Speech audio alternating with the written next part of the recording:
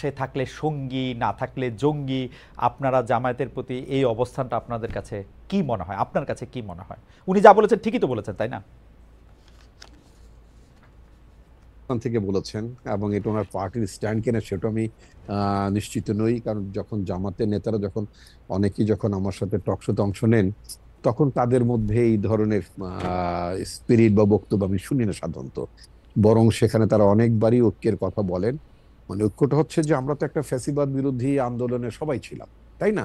মানে আওয়ামী লীগ ব্যতীত আওয়ামী লীগের বিরুদ্ধে বাংলাদেশ সকল শ্রেণী পেশা রাজনৈতিক দলের মানুষ, ডান বলেন বাম বলেন, ধর্মীয় মানে ধর্মাবলম্বী রাজনৈতিক দলগুলো হোয়াটএভার, মানে অর্থাৎ আমি ইসলামিস্ট ফোর্সেসদের কথা বলছি, তো সবাই তো অংশ নিয়েছেন, এতে তো কোনো সন্দেহ নেই। তো মানে যেটার মানে দলীয় ফোরামের বাইরে যে আলোচনাগুলো হয় সেখানে আমরা যেটা শুনি যে আমাদের চূড়ান্ত বিজয় অর্জন না হবে। চূড়ান্ত বিজয় বলতে আওয়ামী লীগের পতন করতে শেখ হাসিনা পালিয়ে গিয়েছেন, একটা অন্তর্বর্তীকালীন সরকার মানে এখন দায়িত্ব নিয়েছে, এটাই কিন্তু চূড়ান্ত বিজয় না। শেখ হাসিনার যে অপশাসনটা ছিল, গণতন্ত্রের বিরুদ্ধে তার যে কাজগুলো ছিল, নির্বাচন ব্যবস্থার বিরুদ্ধে তার যে কাজগুলো ছিল, অর্থাৎ একটা টোটাল একটা ফ্যাসিবাদী কাঠামো তিনি তৈরি করেছিলেন। সেই কাঠামোটাকে ভেঙে বাংলাদেশ রাষ্ট্রকে একটা গণতান্ত্রিক রূপান্তরের দিকে নিয়ে যাওয়াটাই হচ্ছে সবচেয়ে মানে বড় চ্যালেঞ্জ সকল রাজনৈতিক দল বা মানে আপনার 5ই আগস্টের বিপ্লবী বিজয়ী দলগুলোর এটি মানে আপনার লক্ষ্য থাকা উচিত। সুতরাং সেক্ষেত্রে যারা একত্রে আন্দোলন করেছি, পাশাপাশি থেকে আন্দোলন করেছি, তাদের মধ্য থেকে মানে আপনার কোনো কোনো দলকেই আপনার মানে ছোট করে অথবা আঘাত করে টিপ্পনী কেটে কথা বলাটা ঠিক না। এটা আমার দলের পক্ষ থেকেও ঠিক না, অন্য দলের কাছ থেকেও যদি আসে সেটা অপ্রত্যাশিত বলে আমি মনে করি। ডক্টর রিপন, আপনার কাছে কি মনে হয় না যে এই বিষয়টার আসলে একটা ফয়সালা করা প্রয়োজন? কারণ মানে আপনি যেটাকে টিপ্পনী কাটা বলছেন, সেটা কিন্তু বাংলাদেশের রাজনৈতিক আদর্শের জায়গায় যে একটা বড় দুইটা প্রশ্ন, সেই প্রশ্নটাতে আপনারা বারবার মুখোমুখি হচ্ছেন, বিএনপি এবং জামাতে ইসলামী। সেই জায়গাটা থেকে একটু আপনাদের একটু পরিষ্কার করার দরকার না একটা অবস্থান? আর আপনি বললেন যে শেখ হাসিনার ফেসিবাদী কাঠামোকে ভেঙে দেওয়ার জন্য বা আর যাতে এটা না হতে পারে সেই জন্যই হচ্ছে এই জুলাই অগাস্টের স্পিরিট, এই আন্দোলন, এই আত্মত্যাগ। কিন্তু আপনারা তো অ্যাবসলিউটলি শেখ হাসিনার স্পিরিটের মধ্যে আছেন বলে মনে হয় অনেক ক্ষেত্রে। আমি উদাহরণ দিতে পারি রিপন ভাই, আপনি যদি আমাকে ক্ষমা করেন, যে ধরেন চাঁদাবাজির দিক দিয়ে কে কোথায় থাকবে, কে কোথায় কি করবে, এটা দিক দিয়ে সংস্কারের প্রশ্ন, সংস্কারের কথা শুনলেই আপনাদের খারাপ লাগে। কিন্তু সংস্কার খারাপ কি? সংস্কার করলে আপনাদের কি অসুবিধা? আচ্ছা, ধন্যবাদ আপনাকে, আপনার চমৎকার কথা বলেছেন। আপনি যদি খেয়াল করে দেখবেন যে বাংলাদেশে যখন কোনো রাজনৈতিক দলই সংস্কারের কথা বলছিল না, তাই না? মানে বিএনপি ছাড়া অন্য কোনো রাজনৈতিক দলের কাছ থেকে কি আপনি গত 2, 3, 4 বছরে সংস্কার হওয়া উচিত, এই ক্ষেত্রে সংস্কার হওয়া উচিত, ও ক্ষেত্রে সংস্কার হওয়া উচিত, নিশ্চয়ই আপনি সেটা শোনেননি। এবং আপনি নিশ্চয়ই মানে খেয়াল করে থাকবেন আমার নেত্রী বেগম খালেদা জিয়া কারাগারে যাওয়ার আগের বছরে তিনি কিন্তু একটা মানে প্যাকেজ অফ রিফর্ম তিনি ঘোষণা করেছিলেন, তাই না? তাহলে এই যে মানে প্রধানমন্ত্রী, আমি যদি একটু উদাহরণ হিসেবে বলি, প্রধানমন্ত্রী তো বর্তমান ব্যবস্থায় মানে অর্থাৎ একেবারেই লাস্ট ইমিডিয়েট পাস্ট আপনার গভর্নমেন্ট পর্যন্ত প্রধানমন্ত্রীর হাতে তো অ্যাবসলিউট পাওয়ার ছিল, তাই না? শি এনজয়েড অ্যাবসলিউট অথরিটি, তাই না? তো এখন এই ধরনের অবস্থায় থেকে কোন প্রধানমন্ত্রী চাইবেন, কোন রাজনৈতিক নেতা চাবেন যে তার ক্ষমতা অন্য কেউ শেয়ার করুক অথবা তার ক্ষমতার আসুক, ভারসাম্য আসুক? একথা তো বেগম খালেদা জিয়া সেই 2016-17 সাল থেকে বলা শুরু কারণ তিনি করলেন। বিরোধী দলে ছিলেন তখন, সেজন্য না রিপোর্ট? রাইট। না না না না, এটা আপনি বলতে পারেন, but it is our commitment. এটা তো আমাদের যে মানে রিফর্ম প্রপোজালস, আমাদের রিফর্ম প্রপোজালস এর মধ্যে তো আমরা এই কথাগুলো আমরা তুলেছি। প্রধানমন্ত্রী প্রেসিডেন্টের ভারসাম্য থাকবে, তারপর আপনার মানে পার্লামেন্টে আপনার মানে চেক অ্যান্ড ব্যালেন্সের জন্য আপনার দ্বিকক্ষ পার্লামেন্ট থাকবে। যদিও ব্যক্তিগতভাবে আমি দ্বিকক্ষ মানে উচ্চকক্ষ নিম্নকক্ষ পার্লামেন্টের ব্যাপারে মানে ব্যক্তিগত, আমি তো দলের মধ্যে একটা মানুষ, তাই না? তো সুতরাং আমার নিজেরও তো মানে পছন্দ অপছন্দ থাকতে পারে। তো আমার পছন্দটা হয়তো যারা পছন্দ আমরা করি বা না করি তাদের মধ্যে হয়তো আমি সংখ্যা লঘিষ্ঠ হয়তো, আমি কিন্তু আমি ব্যক্তিগতভাবে আপনার মানে উচ্চ কক্ষের ধারণার সাথে একমত নই। কারণ পৃথিবীতে আমার দেখা অনেক উন্নত দেশে আপনার যারা উচ্চ কক্ষ নিম্ন কক্ষ নিয়ে আছেন, ইভেন আপনি যেই দেশটিতে বসে আপনি অনুষ্ঠান পরিচালনা করছেন সেখানেও আপনি দেখবেন ওখানে সিনেট এবং কংগ্রেসের মধ্যে বিরোধ, এবং এই ধরনের বিরোধের মধ্য থেকে, তাই না, ওখানে আপনার রেভিনিউ বাজেট কিভাবে হ্যাম্পার করে, মানুষের বেতন হয় না, নানা ধরনের কিন্তু জটিলতা, মানে অনেক সময় মানে আপনার গভর্নমেন্টই আটকে যায়, এরকম একটা অবস্থা থাকে। ইভেন আমরা মানে যুক্তরাজ্য এই অবস্থা দেখেছি, তাই না? এইগুলো খুব উন্নত ডেমোক্রেসিতে যেখানে এই ধরনের অচলাবস্থা মাঝে মধ্যেই তৈরি হয়, সেক্ষেত্রে বাংলাদেশের মতো দেশে যেখানে আমরা ডেমোক্রেসিটাই প্রপারলি প্র্যাকটিস করি নাই, বা মানে সময় গণতন্ত্রের নামে ক্ষমতা আসার পরও মানে আপনার সেই, যদি আপনি 72-73 সালের কথা যদি বলেন, ফার্স্ট যখন আপনার সংবিধান তৈরি হলো, সেই সংবিধান অধীনে যে নির্বাচনটা হলো, সেখানে তো গণতন্ত্রের আকাঙ্ক্ষার কথাই আপনার উচ্চারিত হয়েছিল। তারপর আমরা কি দেখি না যে সেখানে একটা গণতান্ত্রিক ভাবে একটা নির্বাচিত সরকার বা গণতন্ত্রের প্রতি প্রতিশ্রুতিশীল একটি সরকার কিভাবে আপনার মানে ফ্যাসিবাদী চরিত্র গ্রহণ করে, কিভাবে কিভাবে একদলীয় ব্যবস্থা যায়। সুতরাং আমাদের গণতন্ত্রের চর্চাটা কিন্তু নিরবিচ্ছিন্ন না, এক। তারপর আমরা গণতন্ত্রের চর্চার ব্যাপারে আমরা যে খুবই খুবই আপনার মানে কি বলে মানে শ্রদ্ধাশীল, সেটাও কিন্তু আমাদের পাস্ট অ্যাক্টিভিটিতে মনে হয় না, তাই না? না রিপন ভাই, এই ব্যাপারে কিন্তু আমাদের কোনো সন্দেহ নাই। আশরাফ ভাই গুরুজন, উনি নিশ্চয়ই আরো ভালোভাবে বিশ্লেষণ করতে পারবেন। কিন্তু বিএনপি যখন 31 দফার কথা বলেছে, সেই 31 দফাতে কিন্তু আমরা সবাই, আমি যদি বলি আমি ব্যক্তিগতভাবে চমৎকৃত হয়েছিলাম। আমার কাছে মনে হয়েছিল যে এই প্রথম একটা বড় রাজনৈতিক দল অনেকগুলি সংস্কারের বিষয় নিয়ে মাথায় নিয়ে আসছে। কিন্তু এখন যখন বিএনপির ক্ষমতায় যাওয়াটা প্রায় নিশ্চিত বা ক্ষমতার কাছাকাছি তারা নিজেদেরকে দেখতে পাচ্ছে, তখন সংস্কার দেখলে তারা ভয় পাচ্ছে কিনা। বিশেষ করে আপনি দেখেন প্রধানমন্ত্রীর মেয়াদ প্রসঙ্গে আপনারা কথা বলছেন যে না, প্রধানমন্ত্রীর মেয়াদও আপনারা এই 2 বছরেরটা আপনি মানবেন না, এর মধ্যে থেকে অনেক ইফস এন্ড বাটস আপনারা ইয়া করছেন। আমি আপনাকে যদি এইভাবে বলি, আমাদের দেশে এখন বর্তমানে প্রধানমন্ত্রী বা পার্লামেন্টের মেয়াদ 5 বছর, তাই না? তো আপনার এটাকে 4 বছরের কথা বলা হয়েছে। আমরা যেটা মনে করি 5 বছরটাকে আমরা যৌক্তিক মনে করি, যে একটা নির্বাচন আয়োজন করতে মানে মোর দেন $1 বিলিয়ন খরচ যায়, তাই না? অনেক টাকা খরচ যায় কিন্তু।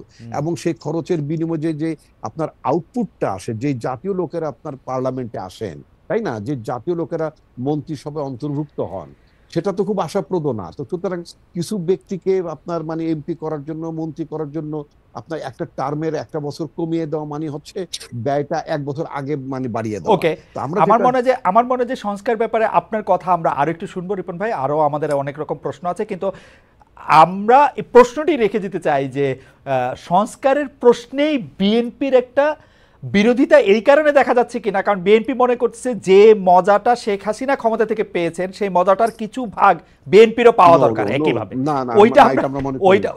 ওইটা আমরা একটু শুনবো। আমি একটু আশরাফ ভাইয়ের কাছে যেতে চাই।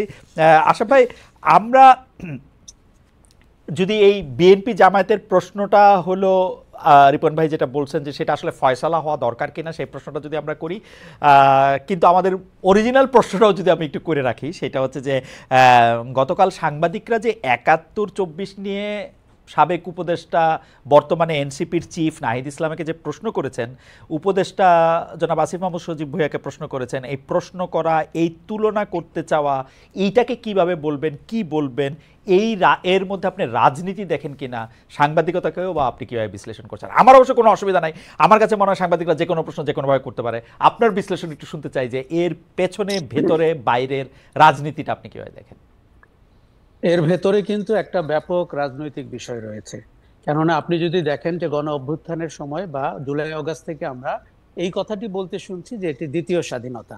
এবং দেখুন, আপনি আবেগ ঘন অবস্থায় কিছুদিন বললেন, সেটি ঠিক আছে, কিন্তু কেউ কেউ যদি 71 সালের স্বাধীনতাকে কিছুটা খাটো করে, এবং কারো যদি রাজনৈতিক অতীতের সাথে 71-এর স্বাধীনতা বিরোধিতা থেকে থাকে, এবং যাদের মানবতা বিরোধী অপরাধে বিচার হয়েছে, তাদেরকে যদি আমরা অগ্রণী অবস্থায় দেখতে পাই 24 সালকে স্বাধীনতার বর্ষ ঘোষণা করতে বা দ্বিতীয় স্বাধীনতা, সেটি কিন্তু আমাদের চোখে লাগে। এবং ছাত্রদেরকেও আমরা দেখেছি যে দ্বিতীয় স্বাধীনতা নিয়ে কথা বলতে, যেটি বিএনপির নেতারা বারবার বলছেন যে স্বাধীনতা একবারই হয়। আমি ব্যক্তিগতভাবে মনে করি একটি দেশের মুক্তিযুদ্ধ বা স্বাধীনতার যুদ্ধ আমাদের 71 সালে হয়েছে। দেখুন, ফ্যাসিবাদের বিদায় হবে, স্বৈরাচারের বিদায় হবে, আগামীতেও কিন্তু আমরা আরো ভয়ঙ্কর 5ই আগস্ট হয়তো দেখতে হবে, যদি না রাজনৈতিক দলগুলো বুঝে থাকে যে জনগণের ভাষা, দেয়ালের লিখন তাদের জন্য কি ছিল। কাজেই এটিকে বারবার স্বাধীনতার সাথে তুলনা করা আমার মনে হয় একটু বালখিল্যতা, এবং সেটির একটা গূঢ় রাজনৈতিক উদ্দেশ্য আছে। এখন আমি আপনাকে বলি যে ছাত্ররা বারবার মনে করছে, যেমন নাহিদ ইসলাম আজকেও বলেছেন যে 16 বছরের অত্যাচার নিপীড়নের ভেতর দিয়ে যারা গেছে তাদের কাছে এটি স্বাধীনতা। কিন্তু আমি তার সাথে দ্বিমত করি। আমার মনে হয় এই নিপীড়নের ভেতর দিয়ে বিএনপি সবচেয়ে বেশি গেছে দল হিসেবে, কেননা বড় দল। জামাত ইসলামীও গেছে, কিন্তু যেহেতু জামাত ইসলামী বাংলাদেশে একটা ইউনিক পজিশনিং এ আছে, যার 71 সালের মানে মানে গণহত্যায় সহযোগিতার অভিযোগ রয়েছে, এই অপরাধের তদন্ত হয়েছে, কারো কারো বিচার হয়েছে। কাজে তার কথাকে আপনি গুরুত্বের সাথে নেবেন রাজনৈতিক প্রেক্ষাপট থেকে। আপনি শুরুতে যে প্রশ্নটি করেছিলেন বিএনপিকে সততার সাথে এই প্রথম এই প্রশ্নের জবাব দিয়ে নির্বাচনী যুদ্ধে অবতীর্ণ হতে হবে, সেটি হচ্ছে স্বাধীনতা বিরোধীদের সাথে তার রাজনৈতিক সম্পর্ক কি এবং তার ভবিষ্যৎ পরিকল্পনা কি। দেখুন, আমি মনে করি বিএনপির জন্য না শুধু 5ই অগস্ট কিন্তু আমাদের রাজনৈতিক ক্লাসকে একটি বেকায়দায় ফেলে গেছে। কেননা হাসিনা যে এত দ্রুত পালিয়ে যাবেন এবং আওয়ামী লীগের শাসন যে এরকম করে ভেঙে পড়বে, এটি তারা আসলে বুঝতে পারেন নাই। ফলে তারা কিন্তু রাইটলি পজিশন না, এরকম একটি পরিস্থিতিতে তাদের রাজনৈতিক বয়ানকে কি করে মানে রেলেভেন্ট করে মানুষের কাছে যাবেন। যেমন রিপন ভাই বারবার 31 দফার কথা বলছিলেন। খালেদ, আপনার মতো আমিও কিন্তু চমৎকৃত হয়েছিলাম যখন তারা ওটি প্রণয়ন করেন। আপনাকে শুধু একবার মনে করিয়ে দিই কোন পরিস্থিতিতে করেছিলেন। যখন আমরা দেখছিলাম যে হাসিনার শাসন প্রতিবার প্রলম্বিত হচ্ছে একটি অদ্ভুত নির্বাচনের ভেতর দিয়ে, এবং বিএনপির কাছ থেকে ক্ষমতায় যাওয়ার সম্ভাবনা আরো দূরবর্তী হয়ে যাচ্ছে, সেই প্রেক্ষাপটে তারা করেছিলেন। তখন কিন্তু তারা কোনো বামপন্থী দল, রাষ্ট্র সংস্কার আন্দোলন, এদের সাথেও সখ্যতার ভেতর দিয়ে সংস্কারের যে আশরাফ ভাই আপনার অনুমতি নিয়ে আমি শুধু ওই সময়টা কথা, মানে রিপন ভাই আমি আশরাফ ভাই কোনো একটা জায়গায় একসাথে কথা বলতেছিলাম, সেটা 2012-13 সালে এরকম হতে পারে।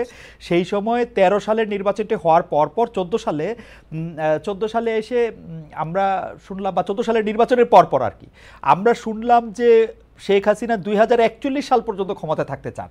আমার তো খুবই হাসার অভ্যাস, আমি খুব জোরে একটা অট্টহাসি হাসলাম যে এগুলি কি বলে, পাগল টাগলের মতো কথা। কিন্তু আসলে যদি 2024-এর জুলাই আগস্টে এরা এই ঘটনা না করতো, এটা তো 2041 তো মনে হয় মানে তারা তো ক্ষমতাটাকে এইরকম ভাবেই দেখতেছিল যে এখানে তো আর কোনো কিছু, মানে যেটা আমরা হাইসা উড়াই দিতে চাইছিলাম সেইটাই তো বাস্তবতার দিকে যাচ্ছিল। খালেদ, আমি শুধু একটু যোগ করি, আমাদের রাজনৈতিক দলগুলো তার সর্বোচ্চ চেষ্টা করেছেন, বিএনপিকে আমরা দেখেছি। এবং কিন্তু এটি মেনে নিতে হবে যে রাজনৈতিক দলগুলো শেখ হাসিনা সরকারকে ক্ষমতা থেকে গদিচ্যুত করতে পারেনি, এটি মেনে নিয়ে করতে হবে।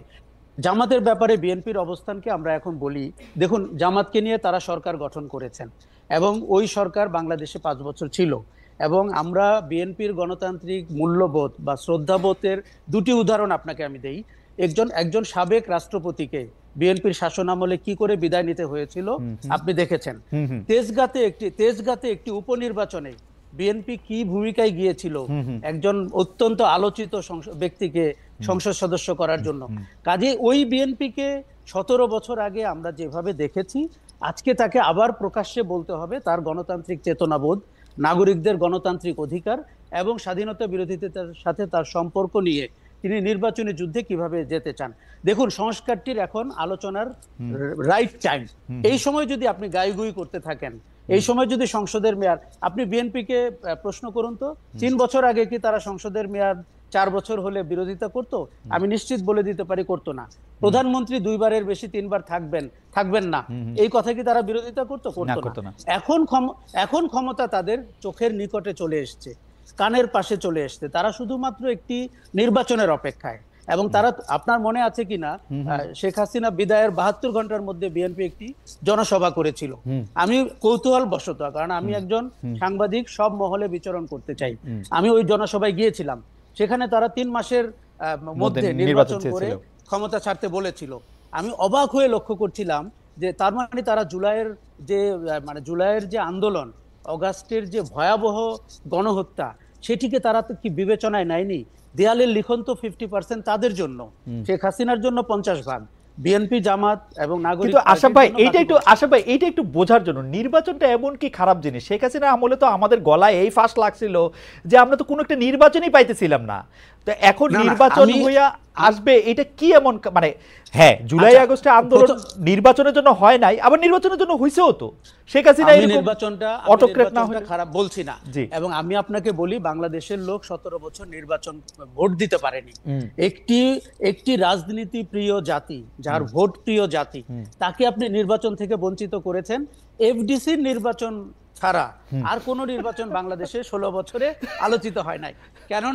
কেননা এফবিসিসিআই নির্বাচন, ঢাকা চেম্বারের নির্বাচন, বিজিএম এর নির্বাচন, আর সর্বশেষ হাইকোর্টের নিজেদের মধ্যে মারামারি, মানে পরশ ভাইয়ের বউ হবে আমি নির্বাচনকে খারাপ বলছি না, কিন্তু আপনি যদি কিছু মৌলিক সংস্কার না করে নির্বাচনটি করেন, তাতে যেই দলই আসুক সেই দলেরই কিন্তু সংস্কারের প্রতি আর ঝোঁক থাকবে না। দেখেন, আমি রাজনীতি খুব পছন্দ করি, রাজনীতিবিদরা দেশ চালাবেন, তাদের এর ব্যাপারে আমার 100% সম্মতি আছে, কিন্তু তাদেরকে বিশ্বাস করা কঠিন হচ্ছে। তাদের ক্রেডিবিলিটি আমি যদি ট্রাস্ট ব্যারোমিটারে দেখি, পেশাজীবী হিসাবে রাজনীতিবিদদের ক্রেডিবিলিটি সবচেয়ে নিচে। কেননা তারা, আপনি একটু আগে বলছিলেন ক্ষমতায় যাওয়ার আগে এক ধরনের কথা বলেন, ঠিক ক্ষমতায় চলে গেলে তাদেরকে আমরা চিনতে পারি না। কাজেই এই জায়গাটিতে বিএনপিকে বা অন্য দলকে তাদের রাজনৈতিক আদর্শ পরিষ্কার করতে হবে। কিন্তু আশরাফ ভাই, আপনি যদি আমাদেরকে এইটাও একটু বলেন, যারা রাজনীতি না করে এখন যারা ক্ষমতায় আসেন, তাদেরকে আপনি বিশ্বাসে কোন ব্যারোমিটারে কত নম্বর দিবেন? আমার কোনো আপত্তি নেই আশরাফ ভাই, আপনারা আমি খালি দুইটা বড় কথা বলি। ডক্টর ইউনূস ক্ষমতায় বসার পরে তিনি তার সকল মামলা বাদ দিয়ে দিলেন। ডক্টর ইউনূস তার বিরুদ্ধে থাকা মামলাগুলি বাদ দেওয়ার ক্ষেত্রে কি একবারও, যেটাকে আমরা পলিটিক্যাল কারেক্টনেস বলি, সেইটা উনি অনুসরণ করছেন? আপনি উনাদের উপদেষ্টাদের কথা শোনেন ভাই, আপনি দেখেন উনাদের উপদেষ্টা বলে একটা সেনাপ্রধান নাকি উইথ এ হেভি হার্ট ইউনূসকে মেনে নিছেন। তাহলে তো একজনের হয় উপদেষ্টা যাবে, নাহলে ইউনূস সাহেব যাবে, নাহলে সেনাপ্রধান যাবে। এগুলি কি? এবং চাঁদাবাজি, অন্যায়, লুটতরাজ, আমারে মাফ করবেন, এর কোনোটা কম করতেছে কোনো জায়গায় দিয়া? আমি তো দেখতেছি না। খালেদ, গণতান্ত্রিক শাসন সমস্ত দোষ সত্ত্বেও সবচেয়ে ভালো শাসন। তারপরে সেনাবাহিনী বা সেনা শাসন আপনার অ্যাকসেপ্টেবল না। আর আপনি যদি অনির্বাচিত সরকার, যেটি তত্ত্বাবধায়ক হোক, অন্তর্বর্তী হোক, যেই নামেই ডাকেন, তারা আমার চোখে সবচেয়ে জবাবদিহিহীন শাসন ব্যবস্থা। আপনি যে 3-4টি উদাহরণ দিলেন, আমি আপনার সাথে সবগুলোতে একমত। এই যে উপদেষ্টা যখন সেনাবাহিনীর সম্পর্কে বা প্রধান সম্পর্কে কথা বলেন, তার ন্যূনতম ধারণা নাই। তিনি ওথ নিয়েছেন এবং তাদের দুজনের উচিত, মাহফুজ এবং আসিফের, এই ক্যাবিনেট থেকে বের হয়ে গিয়ে এই ধরনের কথাবার্তা বলার। আচ্ছা, অন্যান্য উপদেষ্টাদের সম্পর্কে আমি বলি, তাদের কারো জনগণের সাথে কোনো সম্পর্ক নাই। তারা এলিটিজমে বিলিভ করেন, তারা একটা বিচ্ছিন্ন জনগোষ্ঠী, তারা একে অন্যকে কোনো ক্লাসরুমে মিট করেছেন, তারা কেউ ক্লাসের ফার্স্ট বয়, অত্যন্ত রাজনীতি সচেতনতা বোধে বিন্দু মাত্র কোনো ধারণা তাদের নাই। এবং তারা, অবাক হয়ে লক্ষ্য করছি আমরা, তাদের স্বার্থ ঘনিষ্ঠ বিষয়গুলোকে তারা চক্ষু লজ্জা ভুলে সেগুলোকে প্রাধান্য দিচ্ছেন। আমরা তো পরিমিতি বোধ বলে একটা শব্দ শুনেছিলাম, আমরা শুনেছি তারা শিক্ষিত লোক, আমরা ভেবেছিলাম তারা পরিমিতি বোধ শো করবেন, যে এই আমলে অন্তত আমার নামে বিশ্ববিদ্যালয় হবে না, এই আমলে অন্তত আমি ওই মামলাগুলো তুলে নিব না। আমরা না শুনেছি তারা আইনের শাসনে বিশ্বাস করেন। কাজেই দেখুন, আমরা একটা অত্যন্ত ক্রাইসিসে আছি। সরকারটির নাজুক অবস্থা, সরকারটিকে আমরা দেখতে পাচ্ছি না আইনের শাসনের প্রতি যথেষ্ট শ্রদ্ধাশীল। কিন্তু রাজনৈতিক দলগুলোকেও যদি আমরা সংস্কারে আপনার কমিটেড না করতে পারি, বিশেষ করে বিএনপির মতো দলকে, তাহলে আমরা যাব কোথায়? আমরা তো একটু গণতান্ত্রিক শাসন। আশরাফ ভাই, এই যে রিপন ভাই এখানে বসে রয়েছে, বিএনপির গুরুত্বপূর্ণ নেতা, কিন্তু তবু আপনারা এই প্রশ্ন করতে চাই, আমি রিপন ভাইকে আমরা বিএনপির কেমনে করবো এটা? বিএনপি তো আমাদের কথা শুনবে না, কারণ বিএনপি যে এই 3 বারের প্রধানমন্ত্রী, 2 বারের প্রধানমন্ত্রী নিয়ে ক্ষমতায় যাওয়ার আগেই প্রশ্ন তুলতে পারে, এটা আমার ধারণারও বাইরে ছিল। আমার ধারণারও বাইরে ছিল 5 বছর 4 বছর নিয়ে এত বড় একটা ফাঁস করতে পারে, এটা আমার ধারণারও বাইরে ছিল। আসলে আমি খুব অবাক হয়েছি, কেননা 2 বারের বেশি প্রধানমন্ত্রী হবেন না, এই কথা বিএনপি যখন বলেছিল আমার খুব ভালো লেগেছিল। এবং দেখুন, সংসদের মেয়াদ দেখেন, আমরা যখনই পাওয়ারে কেউ চলে যায়, সংসদ সদস্য হয়ে যায়, তার আচরণ যে আমরা অপছন্দ করি, কখনো কখনো যে ঘৃণা করি, এই কথাগুলো কি বিএনপির লোকরা জানেন না? বিএনপি 16 বছরে জানেন না তারা কোন প্রান্তে চলে গেছিলেন? বিএনপির উচিত হবে এখন সংস্কারের আলোচনায় বারবার 31 দফা না বলে এই মুহূর্তের আলোচনায় তারা প্রমাণ করতে হবে যে তারা ক্ষমতার দৃষ্টি সীমার মধ্যে দেখছেন না। তাদের মাথায় কেন 3 বারের ব্যাপারটা এসছে আমি ভালো, আপনিও জানেন, আমিও জানি। এবং কেন তারা সরকারের মেয়াদ 5 বছর চান? দেখুন, শেখ হাসিনা 41 পর্যন্ত ক্ষমতায় থাকতে চেয়েছিলেন। এখনো কেউ হাসিনার ফেলে যাওয়া ভূমিতে তার দলের ভোট, তার যে, আমি সেদিন বলেছি, আমাদের কোনো রাজনৈতিক দল আওয়ামী লীগ হতে চাচ্ছে, কেননা আওয়ামী লীগের যত কুকর্ম সেগুলোকে তারা বরণ করে নিয়েছেন। তারা শুধু কলোনিয়াল শাসনের মতো ওই চেয়ারটিতে আওয়ামী লীগ নেতৃবর্গের জায়গায় নিজেদেরকে দেখতে চায়, রিপন ভাই ওই আচরণই করতে চায়। আশা ভাই আমরা একটু রিপন ভাইকে শুনি। রিপন ভাই, আমি আপনাকে প্রশ্ন আমি আগেই করে রেখেছিলাম, আপনি আশা ভাইয়ের মন্তব্য শুনেছেন বিএনপি ক্ষমতার কাছাকাছি যাওয়ার ক্ষেত্রে। আমার একজন বিএনপি আর রাজনীতি খুব কাছে থেকে দেখে এরকম একজন বন্ধু, উনি বলছেন বাংলাদেশে গণতন্ত্রের মানে বিএনপির কাছে হলো আগে আওয়ামী লীগ যে দুষ্টামিগুলি করত সেই দুষ্টামিগুলি আওয়ামী লীগ করতে পারবে না, আমি করব। এটা হচ্ছে বিএনপির কাছে বা বাংলাদেশের মানুষের কাছে গণতন্ত্রের মানে। রিপন ভাই, আপনার কথা একটু শুনতে চাই। আশা ভাই আরো সুন্দর করে বলেছেন, অনেকগুলি প্রসঙ্গে এনেছেন। না, উনি অনেক সুন্দর করে বলেননি, উনি খুব নির্দয়ভাবে বিএনপির বিরুদ্ধে কথাগুলো উনি নির্দয়ভাবে সরকারেরকেও বলছেন আসলে। উনি যেগুলো বলেছেন সেই সেই সমালোচনা উনি করতেই পারেন, কিন্তু সেই সমালোচনার ন্যায্য প্রাপ্তি কিন্তু বিএনপির দিকে যাওয়ার কোনো কারণ নেই। আমি যদি এইভাবে বলি, যেমন ধরুন উনি সংস্কারের এখন সংস্কারের প্রস্তাব অনেকগুলো থাকছে, সেই সংস্কারের প্রস্তাবের সাথে আমরা তো একটা দল, আমাদের পেছনে তো মানে আপনার আমাদের সমর্থক আছে, মানে তাদেরও তো একটা পথ, মানে তাদের এই প্রস্তাবের প্রতি তাদের সমর্থন অথবা তাদের বিরুদ্ধে থাকতেই পারে। যেমন ধরুন সংস্কারের মধ্যে প্রস্তাব আছে যে বাংলাদেশ 4টি প্রদেশে বিভক্ত হবে।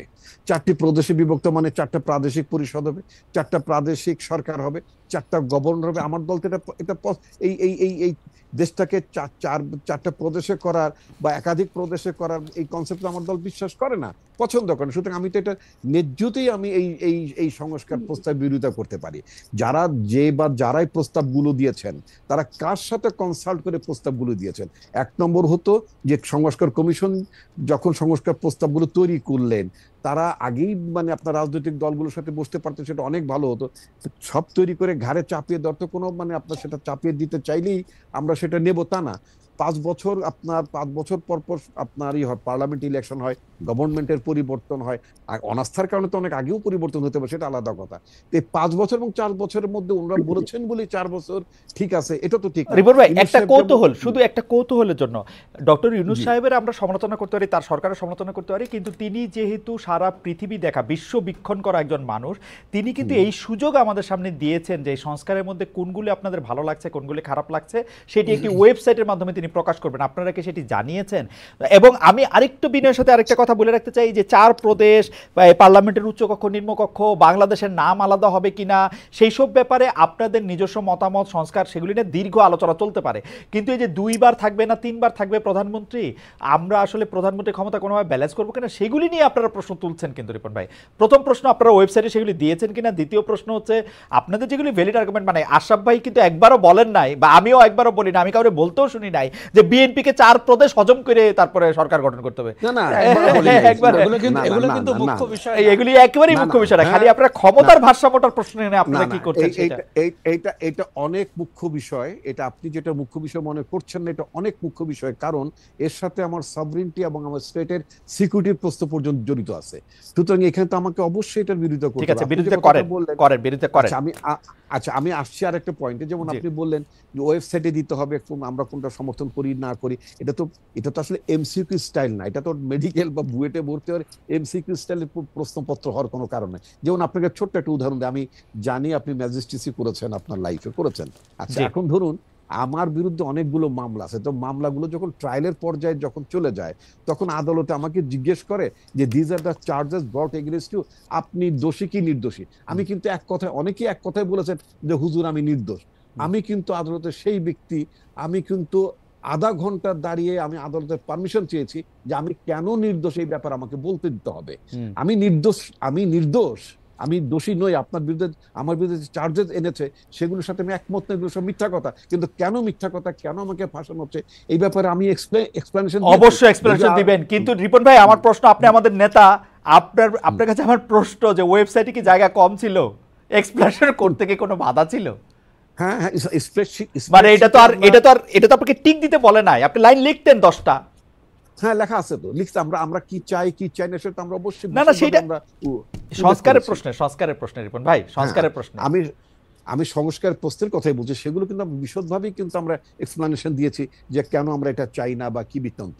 এটা এটা তো শুধু ইয়েস নোর বিষয় না, এটা কিন্তু ওকে। আমরা বলেছি। আর আর বাদ বাকি আরেকটা কথা আপনাকে একটু মনে করিয়ে দিতে চাই, মনে হবে যেন মানে সমস্ত সংস্কার মানে ঠেকে আছে প্রধানমন্ত্রীর মেয়াদকে কেন্দ্র করে। In fact it is not. আমাদের পার্টি কিন্তু বলেছে যে these are the proposals from our side, আমরা প্রপোজাল গুলো দিয়েছি, কিন্তু অন্যরাও যদি এর চেয়ে কোনো বেটার প্রপোজাল দেয় সেটাও কিন্তু আমাদের দল সেটা গ্রহণ করতে রাজি আছে। এই উদারতা দেখাতে কিন্তু আমরা কার্পণ্য করিনি। আমরা বলেছি যে 31 দফাই কিন্তু ফাইনাল দফা না। অর্থাৎ কেউ যদি মনে করে যে প্রধানমন্ত্রীর মেয়াদ 2 না 1.5 মেয়াদ হবে, মানে 1.5 হবে, সেটাও যদি কনসেনসাস হয় হতে পারে।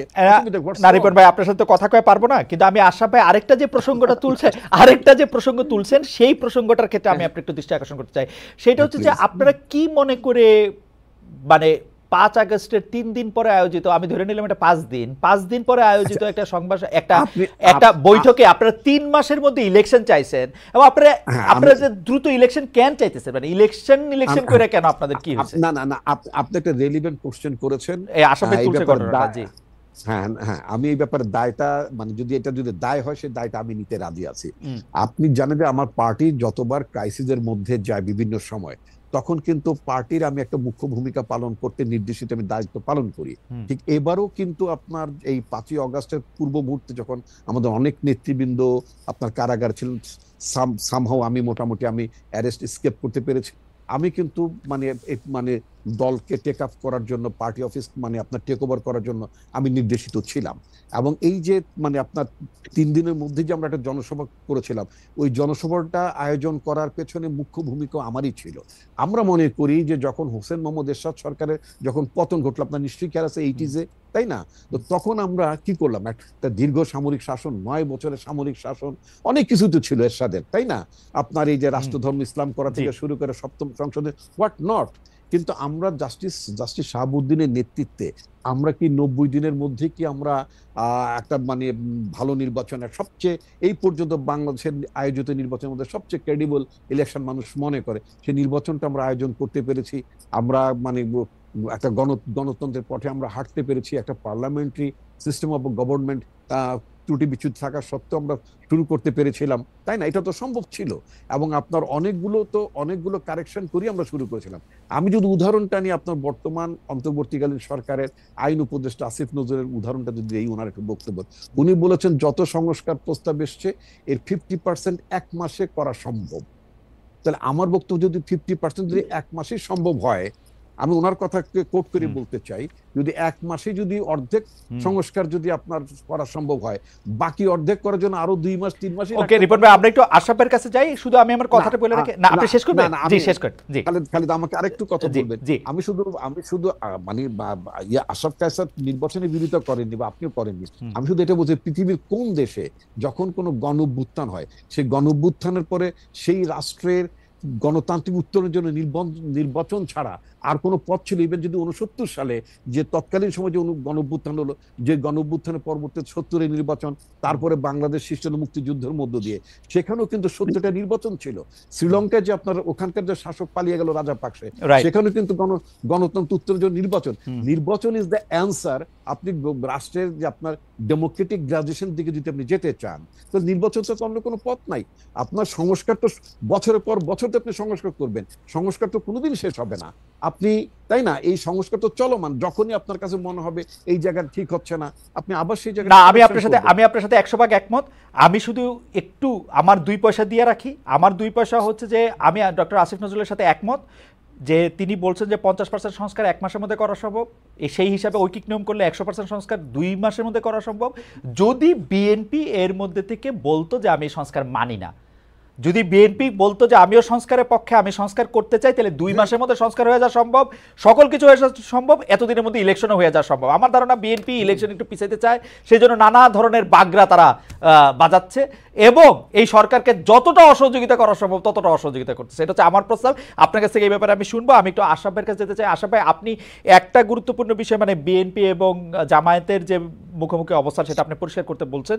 সেটা থেকে আপনি একটু জামায়াতের অবস্থানটাও যদি একটু বলতেন, যে জামায়াতের আসলে এখানে কি অবস্থান নেওয়া উচিত সেইটা একটা। আরেকটা হচ্ছে রিফাইন্ড আওয়ামী লীগ, রিফাইন আওয়ামী লীগকে নির্বাচনে আনার আলোচনা দেখা গেল, আমরা নানাভাবে এইসব আলোচনা শুনলাম।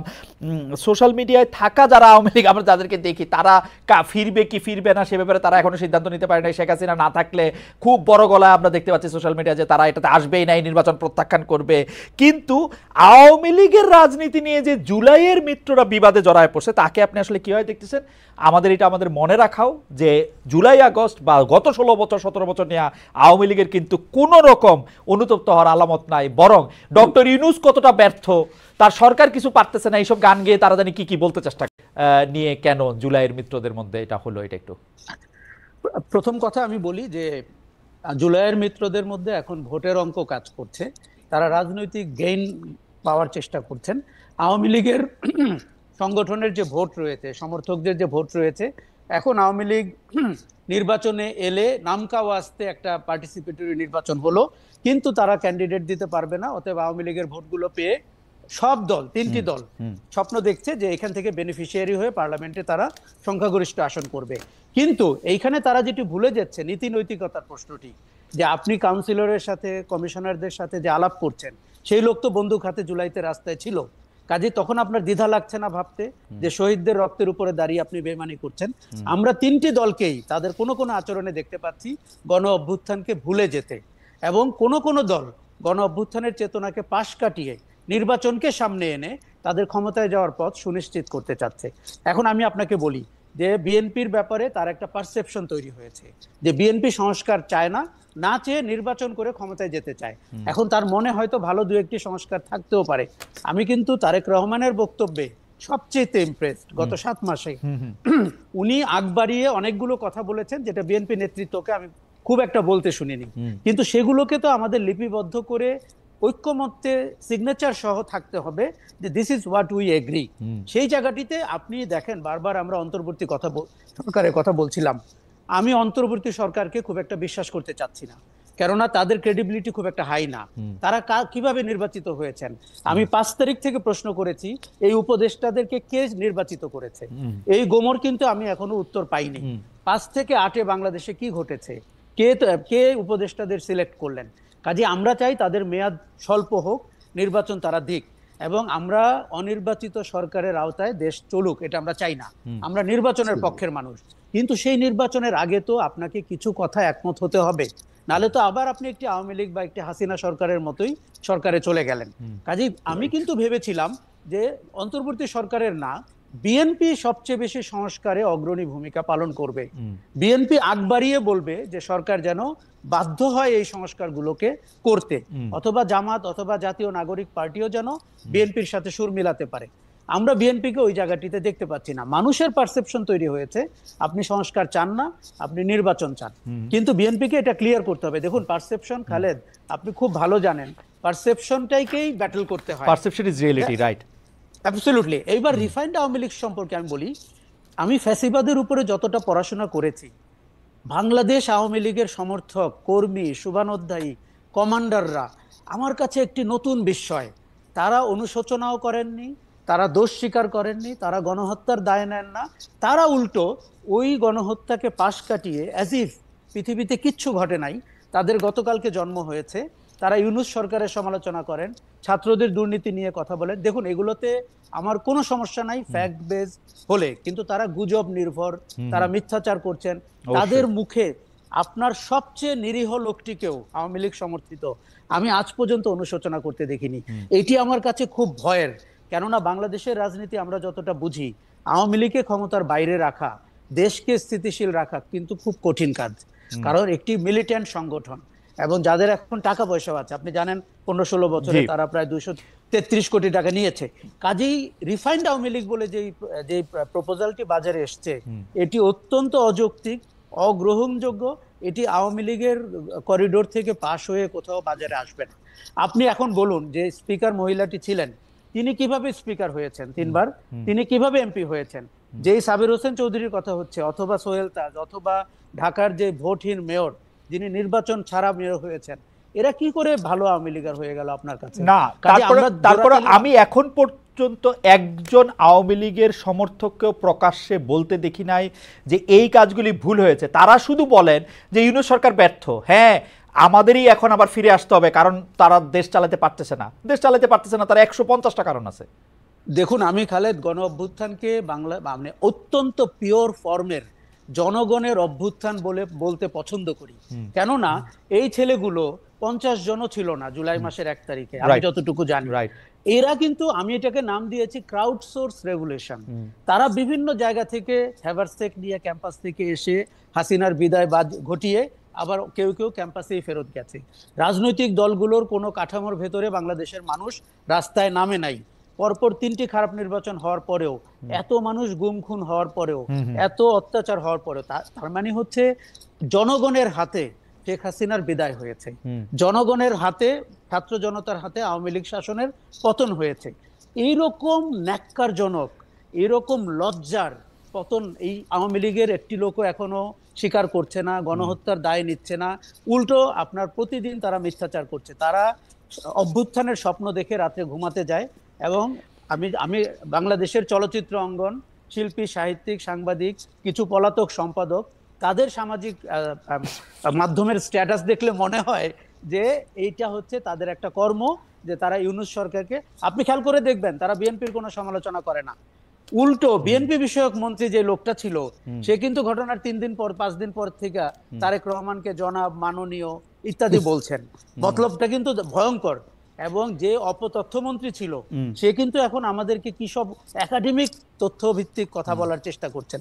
এই আওয়ামী লীগকে বিশ্বাস করা কঠিন, এবং এই আওয়ামী লীগকে কোনোভাবে রাজনৈতিক স্পেস আমার মনে যে আমরা আমরা আমরা আমরা আওয়ামী লীগকে আসলে বেশি স্পেস এমনি দিয়ে ফেলতেছি কিনা এই আলোচনার মধ্যে রাখা।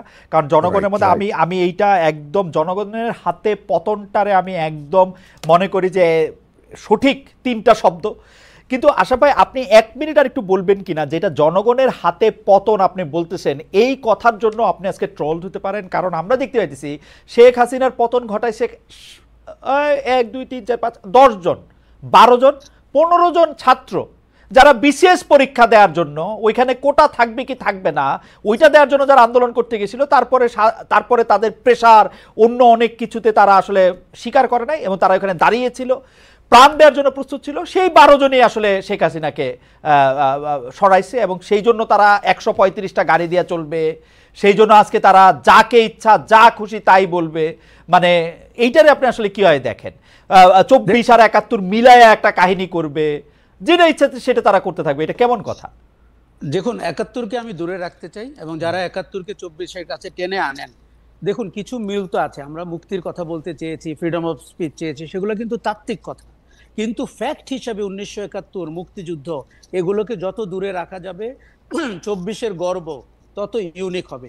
দেখুন, আমি আপনাকে বলি, আপনার সাথে খালেদ আমি একদম একমত।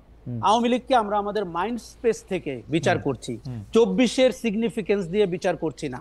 যারা রিফাইন্ড আওয়ামী লীগ ভাবছে, তারা সেই 76 বছর বয়সী শেখ মুজিবুর রহমানের আওয়ামী লীগকে বিবেচনা করছে। আমাদের মাথা থেকে আওয়ামী লীগের ভূত তাড়াতে হবে, এবং আমাদের মাথা থেকে এটি যতদিন না সরাবে, খালেদ আপনি জানেন আমরা প্রত্যেকেই কিন্তু ফ্যাসিজমের শিকার।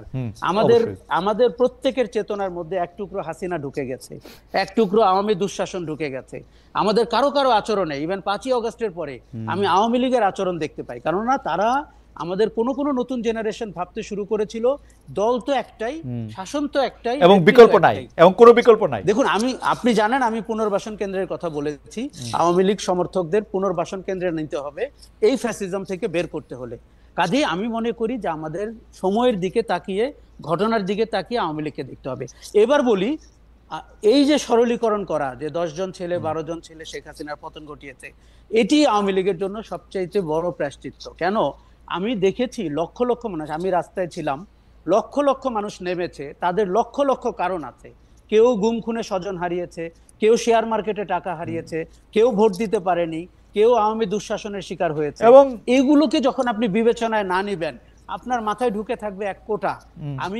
আমি 17ই জুলাই বলেছিলাম, এটি চাকরি পাওয়ার আন্দোলন না, এটি মানুষের যে মনের যে ক্ষোভ, যে রাগ, যে অভিমান, যে ঘৃণা, এটি তার আন্দোলন না।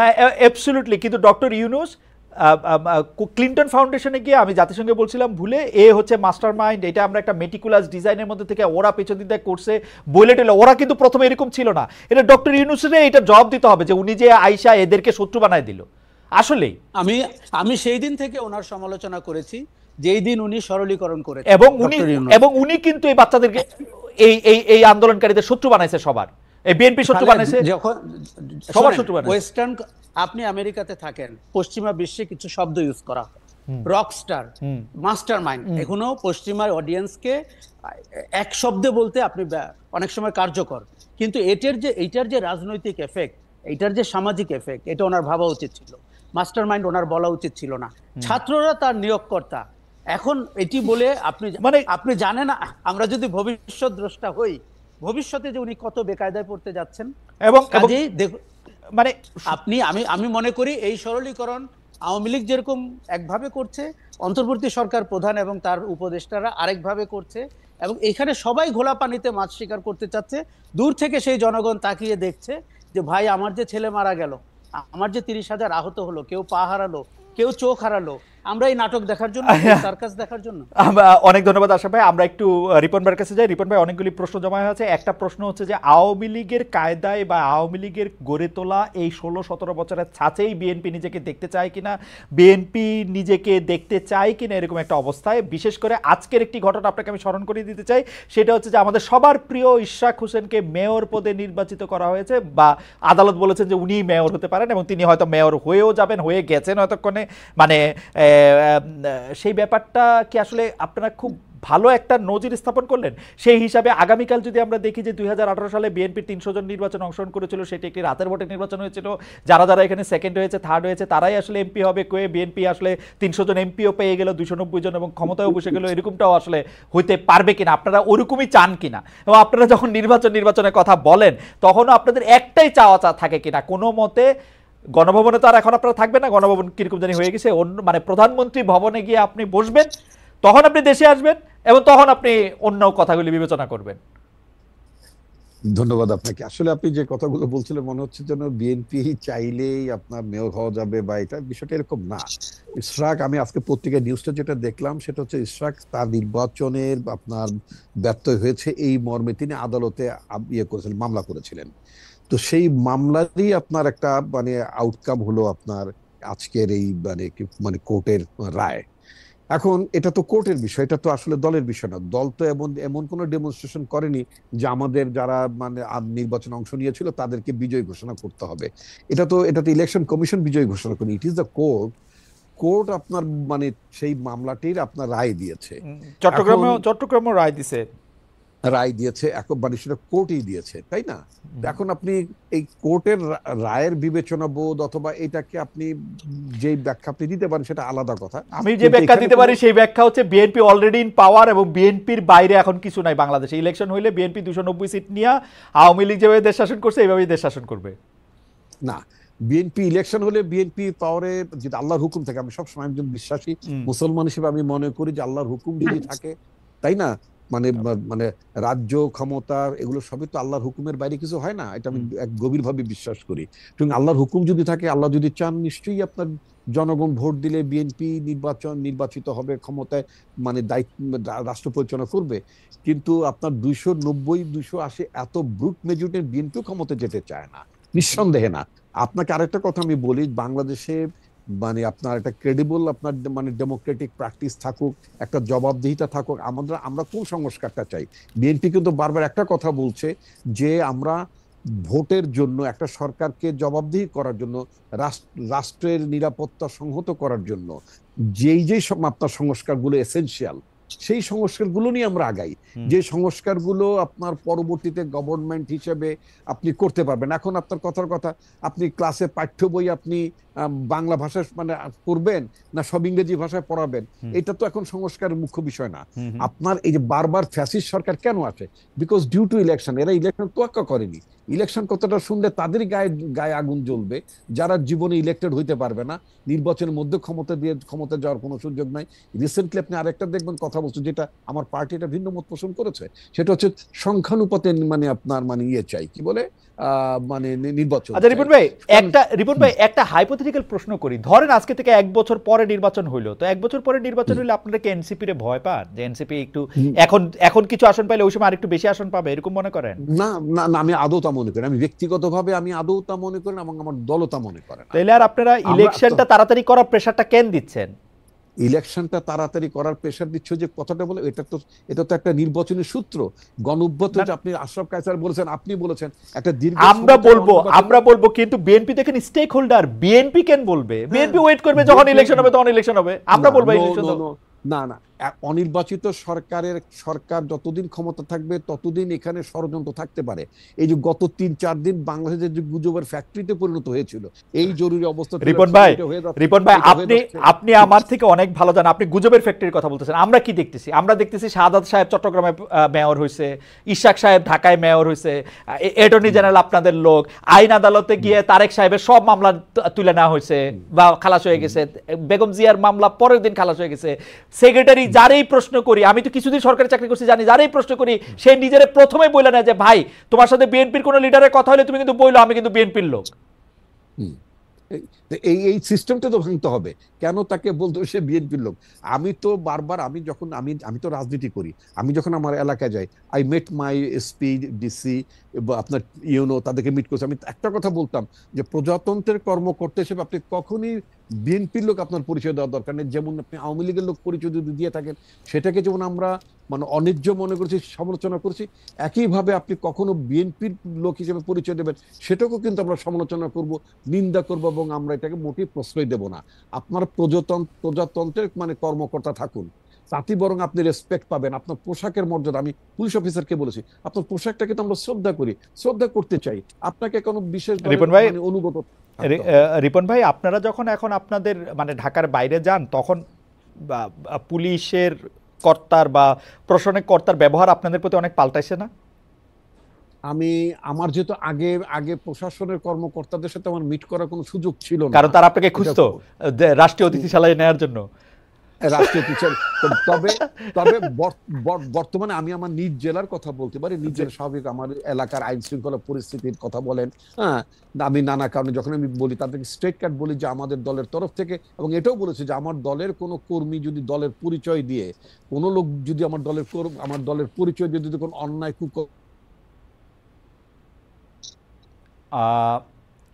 রিপন ভাই সংযোগটি বোধহয় একটু আমরা শুনতে পাচ্ছি না রিপন ভাইকে নিশ্চয়ই আমরা শুনবো, তবে আমরা একটু প্রশ্নটি করে রাখি, রিপন ভাই যদি শোনে। সেটি হচ্ছে যে আমরা, আচ্ছা রিপন ভাই আসলে আমরা প্রশ্নটি করব, আমরা আশাফ ভাইয়ের কাছ থেকে। রিপন ভাই শুনতে পাচ্ছেন? রিপন ভাই আমরা একটু আটকে গেছিলাম। আমি আপনাকে শুধু দুইটা কথা বলি, আপনি 1 মিনিট একটা মন্তব্য করেন, কারণ আমি জানি যে এই প্রশ্ন আসলে আপনাকে উদ্দেশ্য করে নয়, এই প্রশ্ন আপনার দলকে উদ্দেশ্য করে। অনেক সময় দল এর চেয়ে বড় থাকে। সেই প্রশ্নটি হচ্ছে গত 5 আগস্টের পর থেকে প্রতিদিনই আপনি বলছেন যে কাউকে আপনি কোনো নির্দেশনা দেন নাই, অথচ আপনি দেখেন প্রতিদিনই বিভিন্ন এলাকায় দখলবাজি, চাঁদাবাজি দিবস উদযাপন, দলীয় মনোনয়ন দাবি, নানা কিছু কেন্দ্র করে বিএনপির অভ্যন্তরীণ দ্বন্দ্ব সংঘাতের এবং আধিপত্য বিস্তারের খবর আসছে। 10 জনের বেশি মানুষ নিহত হয়েছে, আহত হয়েছেন শত শত মানুষ। গতকাল মিরসরাইয়ে একজন মারা গেছেন। বিএনপির তৃণমূল কি নিয়ন্ত্রণের বাইরে চলে গেছে? বহিষ্কার, সদস্যপদ স্থগিত, সতর্কতা, নানা কিছুর পরে অভ্যন্তরীণ দ্বন্দ্ব থামছে না কেন? আর রিপন ভাই আমি আপনাকে সত্যি করে বলি, I have nothing against BNP, nothing against NCP, কিন্তু আমি কিন্তু রাস্তাঘাটে বিভিন্ন জায়গায় যে চাঁদাবাজির কথা শুনতেছি এগুলি বিএনপি করতেছে। অল্প কিছু জায়গায় জামাত করতেছে, অল্প কিছু জায়গায় এনসিপি করতেছে। ট্রাস্ট মি, আমি একটু বাড়াই করতেছি না। আচ্ছা যাও, এটা আপনি ইনফরমেশন থাকতে পারে, এবং আমাদের কানে যে অভিযোগগুলো এসেছে আমি আপনাকে ক্যাটেগরিক্যালি বলি, আমরা কিন্তু স্টার্ন মেজার তাদের বিরুদ্ধে দল থেকে বের করে দিয়েছি। আরেকটা কথা আপনাকে বলি, আপনি নিজেই জানেন, সারা পৃথিবীতে যখন কোনো বিপ্লব হয়, অভ্যুত্থান, সরকারের পরিবর্তন ঘটে, তখন কিন্তু দেখবেন আপনার পোস্ট রেগুলেশন, আপনার মাস্টার্স পিরিয়ডে কিন্তু একটা ব্যাপক ধরনের অ্যানার্কি থাকে। সেই তুলনায় কিন্তু বাংলাদেশ কম্পারেটিভলি অনেক অনেক বেশি ভালো অবস্থায় আছে। এটা গেল একদিক। দ্বিতীয়ত আপনি আমাকে একটু সময় দেবেন।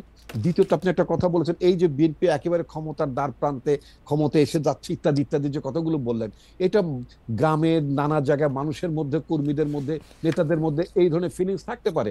ফলে অনেকেই মনে করছে যে আমার দল তো ক্ষমতায় আসছে, সুতরাং আমি এখন যদি মানে দলের কোনো জায়গাতে বিচ্যুত হয়ে যায়, পথ থেকে হারিয়ে যাই, তাদের মধ্যে একটা ক্ষোভ, যে কিছু কিছু জায়গায় যে আপনার বিভেদ বিরোধ হয়েছে, সেটা কিন্তু মানে অস্বীকার করবো না, হয়েছে। বাট এটাকে মাথায় রেখে আমাদের পার্টির ভারপ্রাপ্ত চেয়ারম্যান তারেক রহমান বাংলাদেশের 8টি অঞ্চলকে বিভক্ত করে মানে মানে সাংগঠনিক কার্যক্রম পরিচালনা করার জন্য একেবারেই তৃণমূল পর্যায়ের দলটাকে থ্রো ইলেকশন, মানে আমরা যেটা চেয়েছি যে ভোটের আগে কোনো দলের মধ্যে বিভাজন, নেতৃত্বের মধ্যে ঝামেলা, এগুলো যাতে না থাকে, আমরা একেবারে গ্রাসরুট লেভেলে কাউন্সিল করে আমরা নেতৃত্ব নির্বাচন করছি, একেবারে ভোটের মধ্য থেকে। আমরা কাউকে চাপিয়েও দিচ্ছি না। তো এইটা আমি তো নিজে মানে আপনার ফরিদপুর, গ্রেটার ফরিদপুর একটা জায়গা আছে, মানে আমার মনে হয় এই দায়িত্বটা পালন করছি আমি। রিপন ভাই, আমার মনে হয় যে আপনি আপনার বক্তব্য পরিষ্কার করছেন এবং আমি আপনার বক্তব্যে কনভিন্সড। আমি একটু আশরাফ ভাইয়ের কাছে একটু যাই, যে আশরাফ ভাই আপনি একটা জিনিস খেয়াল করবেন যে জুলাই আন্দোলনের পর তাদের যে সমন্বয়ক ছিল, সেই সমন্বয়করা 1 মাসের মতো হয়েছে একটু এদিক ওদিক, তারা একটা নিজস্ব দল করছেন, এবং কিন্তু সেই দলটারে আমরা নতুন রাজনৈতিক বন্দোবস্তের ছিটে ফোটাও পাইতেছি না। আমরা যদি তাদের কাউকে পাইতাম, সেই প্রশ্নটা আমরা তাদেরকে করতে পারতাম। এখন আপনি যেহেতু তাদের একটা অনেক বড় সমর্থক ছিলেন, আমি যেহেতু তাদের অনেক বড় সমর্থক এখনো আছি, সেই জন্য আমি আপনার এই প্রশ্নটা করতেছি, তারা অ্যাক্টিভিস্ট থেকে রাজনীতিবিদ কেন হইতে পারতেছেন না? মানে আমি তো দূরে আছি, আমার থেকে তো তারা পরামর্শ চায় না, কিন্তু আমি জানি আপনার থেকে পরামর্শ চায়। আপনাদের কি পরামর্শ দেন যে সার্জিস 155টা গাড়ি লয়ে বাইর হয়? 155টা গাড়ি লয়ে বাইর হনো হয়তো দরকার আছে, যে মানে নাইলে মানুষ ভোট দিবে না। কারণ রিপন ভাইরা এমন একটা রাজনৈতিক সংস্কৃতি করছে যে 155টা গাড়ি নেন। আচ্ছা রিপন ভাই, আপনারা বিএনপি আওয়ামী লীগ, জি আশা ভাই, তারা এখন এত স্বাবলম্বী এবং নাবালক থেকে সাবালক হয়ে গেছে, তারা এখন আর কারো পরামর্শের ধার ধারে না, এবং তারা নিজেদেরকে ধরাকে সরাজ্ঞান করার চেষ্টা করছে। খালেদ, আমি কিন্তু এখনো তরুণদের পক্ষে, ছাত্রদের পক্ষে, নতুন রাজনীতির পক্ষে। রিপন ভাইরা তাতে আহত হওয়ার কিছু নাই। আমরা বিএনপিও যদি নতুন রাজনীতি বাণী আমাকে শোনায়, আমি বিএনপির প্রতিও যথেষ্ট মনোযোগী হব। একমাত্র জামাত ইসলামীকে আমরা দেখছি, রিপন ভাই আমি কি বলি, জামাত ইসলামীকে দেখছি বাড়াবাড়ি করছে, এবং বাংলাদেশের নারীরা অত্যন্ত শঙ্কিত যে ধর্মভিত্তিক বা উগ্রবাদীরা রাজনীতিতে বা ক্ষমতা কেন্দ্রের কাছে চলে এসেছে কিনা। জামাতকে আমার বাড়াবাড়ি করতে দেখছি। ছাত্রদের সংগঠনের কথা আপনাকে আমি বলি, আমার খুব দুঃখ হচ্ছে, তাদের যে রাজনৈতিক ভবিষ্যৎ সম্ভাবনা ছিল, সেটিকে তারা এটিএম বাক্সের মতো ক্যাশ বাক্সতে রূপান্তর করতে চাচ্ছে। এটা আমার কাছে এই যে দুর্ভাগ্য মনে হচ্ছে জাতিটার। দেখুন, আমরা কিন্তু মুখিয়ে ছিলাম যে তারা যে রাজনীতিতে নতুন বিতর্ক করছে, তারা যে গণপরিষদের কথা বলছে, তারা নতুন রাজনৈতিক বন্দোবস্তের কথা বলছে, এবং রাজনীতিকে খোল নলচে পাল্টে দেওয়ার কথা বলছে, এগুলোতে কিন্তু দেশবাসী অত্যন্ত আশাবাদী হয়েছিল।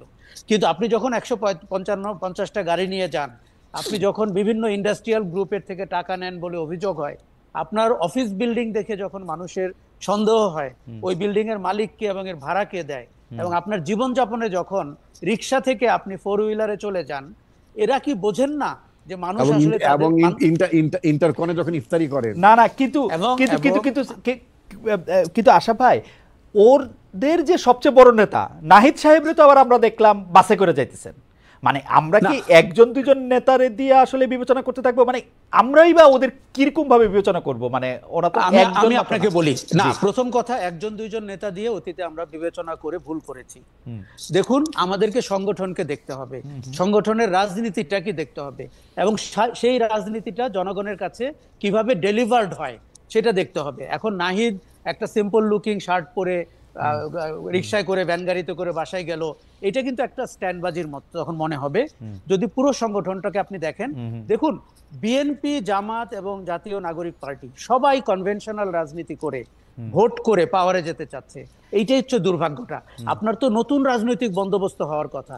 দেখুন, জাতীয় নাগরিক পার্টির অন্তত 10টি সমালোচনা আমি করতে পারবো। এই কাজগুলো তাদের করা ঠিক হয় নাই। তারা মানুষ থেকে দূরে সরে যাচ্ছে। তারা কিন্তু রাজনীতিতে ভালো করুক, এটা আমি এখনো চাই। এবং আপনি খালেদ খেয়াল করেন, 54 বছরে আমরা যে বিতর্ক হতে দেখি নাই, যে কথাগুলো আলোচনা হতে দেখি নাই, এমনকি শেখ মুজিবুর রহমানের আমল থেকে শুরু করে, এগুলো কিন্তু তারা তুলেছিল। তারা রাজনীতিতে বিতর্ক হবে, আনপ্লেজেন্ট বিতর্কও হবে। বিএনপির জন্ম কোথায় হয়েছে, তারা স্বাধীনতা বিরোধীদেরকে ক্ষমতা কাছাকাছি এনেছিল, আপনার অত্যন্ত আনকমফোর্টেবল অনেক কথা তারা বলতেই পারবে। কিন্তু এই আলোচনা আমরা চেয়েছিলাম যে তারা যেন সততার সাথে করে, তারা যেন নতুন রাজনৈতিক বন্দোবস্তের দিকে যায়। সেই জায়গাটিতে জাতীয় নাগরিক পার্টি অনেক পিছিয়ে যাচ্ছে। প্রতিদিন তারা আমার কাছ থেকে সমর্থন হারাচ্ছে। আমি নিশ্চিত জানি বাংলাদেশের লাখো লাখো মানুষের কাছ থেকেও তারা সমর্থন হারাচ্ছে। ফলে ভোটের দিকে তারা যাচ্ছে কনভেনশনাল ওয়েতে। ওই যে হোন্ডা গুন্ডা, মোটর গাড়ি, টাকা পয়সা, আপনার মিথ্যাচার করতে গিয়ে দাদাকে জমিদার বলতে হয় 2025 সালে, আপনি বুঝতে পারছেন না? এটি আমাদের সমাজে যে সবচেয়ে হাস্যকর। আমাদের সমাজে তো কেউ প্রজা ছিল না, আমাদের সমাজে তো সবাই রাজা ছিল। আপনি নিশ্চিত আপনার ক্লাসরুমে দেখেছেন, আমি দেখেছি। এই দারিদ্র থেকে তো, আমাদের মানসিক দারিদ্র থেকে তো আমাদের বেরোতে হবে। আচ্ছা, আরেকটা কথা বলি, আমি চাই সবগুলো রাজনৈতিক দলের আয় কোত্থেকে হচ্ছে এবং ব্যয় কোথায় হচ্ছে সেটি আন্তর্জাতিক এই প্রশ্নটি উঠলেই আশাফ ভাই, আমি যখন এই কথা বলি তখন ওরা এই হিরো আলম থেকে শুরু করে এনসিপি সবাই এই কথা বলে যে আপনারা কি বিএনপি আওয়ামী লীগকে কখনো এই প্রশ্ন করেছেন? এটার কি উত্তর দিবেন? আসলে বিএনপি আওয়ামী লীগকে তো এই বাধ্যতা আমরা করতে পারি নাই। বিএনপি 5,000 কোটি টাকা খরচ করে ইলেকশন করছে 2001 সালে, আমাদেরকে কি বলছে কোথায় টাকা পেয়েছে? এটি আমরা বলেছি, মিনমিন করে বলেছি। বিএনপি আওয়ামী লীগ কোনোদিন আমাদের কথা শুনে নাই, করতে জানে। তার পরিণতি কিন্তু তারা বরণ করেছে। আপনি আওয়ামী লীগের মতো দলকে পালিয়ে যেতে দেখলেন, আপনি আর আমার জীবদ্দশায় আমরা কখনো ভাবতে পেরেছি খালেদ? আপনি বিএনপিকে 16 বছর যেই অত্যাচারের ভেতরে দেখেছেন 1/11 এর পরে, আমি তো বলবো এই বিএনপিকে তো আমরা কখনো, বিএনপি একটা পরীক্ষিত রাজনৈতিক দল হতে পারতো, এখন কিন্তু আমি সেটি দেখছি না। কেন বলি? রিপন ভাই বারবার সংস্কারের কথা বলেন, সাংগঠনিক সংস্কার, 8টি বিভাগ, জেলা পর্যায়ে। রিপন ভাই নিজেও একটি বিভাগের দায়িত্বে আছেন। ভাই, আপনার সাংগঠনিক সংস্কার নিয়ে আমরা আগ্রহী না, আপনার রাজনৈতিক সংস্কারটি কোথায়? আপনার রাজনৈতিক আচরণ, আপনার না রিপন ভাই, আমি জানি আপনার সাথে আমার দুদিন আগে দেখুন, আপনার দলের ভারপ্রাপ্ত চেয়ারম্যান যদি এইভাবে বলে থাকেন, ওই দলের তৃণমূল পর্যন্ত কেন আপনি যাচ্ছেন না? আমি আজকে রিপন ভাইকে বলে রাখি, শোনেন, 4 বছর মেয়াদী সংসদ অথবা প্রধানমন্ত্রী 2 বার, এগুলো আপনি যখনই মেনে নেবেন, পারসেপশন হবে যে বিএনপি সংস্কারের পক্ষে। আপনার বিভাগের সংস্কার নিয়ে কথা বলতে হবে না। আপনি এমনও হতে পারে, আপনারা যতদিন ক্ষমতায় থাকার কথা ভাবছেন, আপনি তার 2 গুণ 3 গুণ সময় ক্ষমতায় থাকতে পারবেন ভালো রাজনীতি করে। কিন্তু আমাদের দুর্ভাগ্য হচ্ছে খালেদ, আমরা বারবার আমরা শিওর হতে চাই যে আমরা নিশ্চিতভাবেই ক্ষমতায় থাকতে পারবো কিনা। এই গ্যারান্টি নিলে গণতান্ত্রিক শাসন হবে না। এই গ্যারান্টি দিয়ে আমার মনে হয় যে we would like to extend it তামিদ for 10 minutes, 10 more minutes, because we have please. আমি একটু রিপন ভাইয়ের কাছে অনেক প্রশ্ন জমা হয়ে গেছে, আমি একটু রিপন ভাই, আমি যেহেতু একটু সময় আমরা একটু বাড়ালাম, আপনার অনুমতি নিয়ে, আপনাদের অনুমতি নিয়ে, সেই একটা প্রশ্ন এটা করতে চাই যে আমরা এনসিপিকে অবশ্যই বলবো, তোমরা রূপায়ণ টাওয়ারে কেমনে তোমরা অফিস নিলা, তোমরা কেমনে ইন্টারকন্টিনেন্টালে খাওয়াইতেছো, তোমরা কেমনে গাড়ি চড়তেছো, কিন্তু আমাদের তো এই প্রশ্ন এখন করতে হবে রিপন ভাই। আপনি আমাদেরকে যত খারাপই মনে করেন, গত 15 বছর ধরে এই প্রশ্ন আমরা করতেছি। হয়তো আশা ভাইয়ের ভাষায় আমরা অত বুলন্দ আওয়াজ তুলছি কি তুলি নাই সেটা একটা কথা, কিন্তু আপনারা এই প্রশ্ন আমি করতে চাই যে আপনারা কি এই সব আয় ব্যয়ের হিসাব দিবেন? আপনারা কি হিসাব দিবেন আপনাদের শীর্ষ নেতা লন্ডনে থাকতেছেন, তার ব্যয় কোত্থেকে আসতেছে? Is it clear? যে কারণ আমি ওনারে খুবই পছন্দ করি, কিন্তু ওনার তো থাকার, ইংল্যান্ডে থাকার তো একটা খরচ আছে, সেটা কোত্থেকে আসে? এইটা কি আমাদের কাছে পরিষ্কার? আমরা কি দেখতে চাইলে দেখতে পারবো? আশরাফ ভাই যদি আজকে বিচিত্র একটা কভার স্টোরি করতে চায়, বেগম জিয়া এবং তার ছেলের টাকা, আয় ব্যয়, পরিবার কত টাকা থেকে নেয়, সেটা কি আশরাফ ভাই করতে পারবেন? আমাদের এইটাই শুধু প্রশ্ন। আমি আপনাকে খুব স্পষ্ট ভাষায় বলতে চাই, যদি আশরাফ কায়সার যদি এই ধরনের একটি স্টোরি করতে চান, তিনি নির্দ্বিধায় করতে পারেন, এবং আমি ওনার প্রস্তাবটা পাঠাতে পারি, নিঃসন্দেহে তিনি করতে পারেন। আশা ভাই, আপনি যদি এটা কিছু করেন, এটা আমাদের জন্য করেন আশা ভাই। দিচ্ছি খালেদ, আমি এরকম একটি কভার স্টোরি করতে চাই, এবং আমি চাই বিএনপি আমাকে তথ্য ভিত্তিক ভাবে সহযোগিতা করুক। এটিতে বিএনপির রাজনীতির যে ট্রান্সপারেন্সি, হলমার্ক অফ ট্রান্সপারেন্সি হয়ে যাবে। আমি আপনাকে আশরাফ কায়সার প্রসঙ্গক্রমে আমি যদি বলি, আমাদের নেতা তারেক রহমান সেখানে থাকেন, তার স্ত্রী একজন গাইনোকোলজিস্ট, তিনি ওখানে বিলেতে কাজ করছেন, তার মেয়ে বিলেতে কাজ করছেন, তাই না? তো সুতরাং আপনার রাজনীতিতে যদি তারেক রহমান যদি সার্বক্ষণিকভাবেও যদি রাজনীতি নিয়েও ব্যস্ত থাকেন, তার সংসার জীবন নির্বাহ করার মতো যথেষ্ট সংগতি তার আছে। আমি ঘটনাক্রমেই বলি, প্রসঙ্গক্রমেই বলি যে আমার স্ত্রী একজন চিকিৎসক, তিনিও ঢাকা মেডিকেলের ছাত্রী, তিনি তিনি অ্যাজ ওয়েল এস তিনি ব্রিটিশ সিটিজেনও। তার বিদেশে কিছু মানে তার আয় রোজগার ছিল, তিনি সেখানে কাজও করেছেন অ্যাজ এ ডক্টর। তো সুতরাং ট্রান্সপারেন্সি থাকবে না, কারণ জানতে চাইনি তো আমরা বলতে পারবো, আমরা কিন্তু লিখিও, আমরা প্রকাশও করি, অসুবিধা তো নাই। ওকে, না, তার আমি মানে আমার তার মানে আমি তার আমার মানে তার মানে এটি প্রকাশ্য খবর যে আসলে আমরা বিএনপির আয় ব্যয়ের হিসাবটা বিএনপি নেতা নেত্রীরা এখান থেকে হ্যাঁ, কমিউনিস্ট পার্টির হোল টাইমারদের মতো টাকা নেন কিনা সেটাও আমরা একটু জানতে পারবো। হ্যাঁ, আমি আচ্ছা, খালেদ, এটা আমি বলুন। খালেদ জি। খালেদ আমি আপনাকে আপনার আপনার অনুষ্ঠানের মাধ্যমে বলতে চাই, গত 2 বছর তো আমার স্ত্রী আমার মানে সংসার টেনেছেন, ঠিক, এটা জি তো কোনো সন্দেহ জি, নাই। আমরা হ্যাঁ, ভাবি সম্পর্কে একটু জানি, সুতরাং সেটা মানে উনার মানে উনার হয়তো মানে আপনাকে টানা শুধু না, মানে আমাদেরকে আপ্যায়ন করে খাওয়ানো মানে মানে সেটা আছে, কিন্তু সেটা বিএনপির ক্ষেত্রে আমরা এটা একটু পরিষ্কার জানতে চাই। আরেকটা হ্যাঁ, কথা হচ্ছে যে এইটা যেহেতু একটা শেষ পর্যায়ে, আপনার কথা শুনে আমরা একটু আশাবাদীকে শুনে আমরা আজকের অনুষ্ঠান এখানে শেষ করতে চাই যে আমরা যতটা ট্রান্সপারেন্সি এনসিপির কাছ থেকে আশা করি, সেই প্রত্যেকটা বিষয়ে যে রাজনৈতিক সংস্কারের কথা আশাবাদী প্রশ্নটা তুলেছিলেন, যে আপনাদের রাজনৈতিক অবস্থান, আদর্শগত অবস্থান, পার্টির ভিতরে গণতান্ত্রিক অবস্থান, পার্টির আয় ব্যয়, যেগুলি আমরা এনসিপির কাছ থেকে জানতে চাচ্ছি, সেগুলি আপনারা আমাদেরকে দিবেন কিনা, ওই স্বচ্ছতা, ওই নিঃসন্দেহে, জবাবদিহি আমরা পাবো কিনা? নিঃসন্দেহে, নিঃসন্দেহে বিএনপি প্রস্তুত, বিএনপি এই ট্রান্সপারেন্সি বিশ্বাস করে। আরেকটা কথা আপনার মাধ্যমে বলতে চাই, যে নতুন রাজনৈতিক বন্দোবস্তের কথা ছেলেরা যে 24 সালের অগাস্টের পর থেকে বলা শুরু করলেন, এই নতুন রাজনৈতিক বন্দোবস্ত কিন্তু বিএনপি একটা পুরনো পার্টি হিসেবে বিএনপি কিন্তু নতুন রাজনৈতিক বন্দোবস্তের দিকে এগুচ্ছে। আমাদের নেতা তারেক, যেটা আপনি বলেছেন, আশরাফ কায়সারও বলেছেন যে আমাদের ভারপ্রাপ্ত চেয়ারম্যানের বক্তব্যে আপনার ইমপ্রেস, ওনার ওনার যদি বক্তব্যগুলো যদি আপনি দেখেন, সেখানে কিন্তু প্রচুর নতুন রাজনৈতিক বন্দোবস্তের কথাই তিনি বলেন, নিউ এনগেজমেন্টের কথা তিনি বলেন। কিন্তু তিনি কিন্তু সেই সব কথার সাথে তো বাস্তবতার মিল নাই। আমাদের পুরান মানে আমি যে জায়গায় বড় হয়েছি সেই জায়গায় একটা কথা ছিল, ছবির লগে ফটোর মিল নাই ভাই। হ্যাঁ, ছবির লগে ফটোর মিলে, এটা ঠিক যে আমার আমার না না, হ্যাঁ রাইট, আপনার সাথে আমি আমি মানি। এখন আমার নেতা এই কথা বলছেন, কোনো ক্ষেত্রে যদি সেটা আমি অনুসরণ না করি, তার জন্য তো আমার নেতার রেসপন্সিবল, কিন্তু নেতা যখনই জানছেন তিনি কিন্তু ব্যবস্থা নিচ্ছেন। তৈলে আর নাহিদ বাসে চড়ে, সার্জিস 135 গাড়ি লিয়ে চড়ে, তৈলে আর আমরা তাদের দোষ দিব কেমনে? না না না না না, আমি আমি নিজেও তো বাসে চড়ি, তো হোয়াটস রং? না না, because you are Nahid good নেতা, বা আপনার মতো হইতে চায় নাহিদ, আর আর আমি হচ্ছি ব্যাড নেতা, আমি হচ্ছি সার্জিস, আমি 165 গাড়ি লিয়ে চড়ি। আমি এখন এলাকায় গেলে একটা গাড়ি দিয়ে যাই, পেছনে কোনো গাড়ি থাকে না, ঠিক আছে রিপন ভাই, আমার মনে হয় যে আপনি অনেকগুলি বিষয়ে আসলে আমাদেরকে পরিষ্কার করেছেন। আপনি একটা স্বচ্ছ এবং জবাবদিহির অবস্থান আপনার সবসময় ছিল, এখনো আছে। আমি আশরাফ ভাইয়ের বক্তব্য দিয়ে আমি এটা শেষ করতে চাই আজকের অনুষ্ঠানে। আমরা